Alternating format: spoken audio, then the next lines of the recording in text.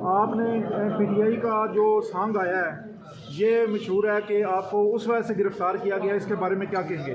देखिए जी, मैंने 2013 में भी और 2018 में भी और अब भी मैंने कुछ सॉन्ग तराने परफॉर्म किए हैं पीटीआई के लिए। तो आपको सबको मालूम है कि पीटीआई के ज़रा मामला कुछ ऐसे हुए हैं कि हम जब भी, क्योंकि मैं जब जाता हूँ किसी शो पे तो मुझे जब इंतज़ामिया कहती है कि आपने ये परफॉर्म करना है, तो मैंने, क्योंकि उन्होंने बुलाया होता है, मैंने उनकी हर ख्वाहिश पूरी करनी होती है। तो मुझे लगता है कि शायद वो मामला भी हो सकते हैं जिसकी वजह से मुझे गिरफ्तार और मेरे साथी ने गिरफ्तार। अच्छा सर, आप पे ये जो इल्ज़ाम ये जो लगे हैं कि रूल गपाड़ा और शराब नोशी और हवाई फायरिंग, इस हवाले से आप क्या कहेंगे? इसमें सदाकत है कोई? सर बिल्कुल झूठा है। और ना फायरिंग, क्योंकि हम स्टेज पे मौजूद थे, ना हमने कोई फायरिंग देखी, ना ऐसा कोई शराब नोशी का मसला था।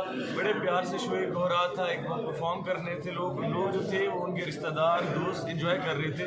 तो मुझे नहीं लगता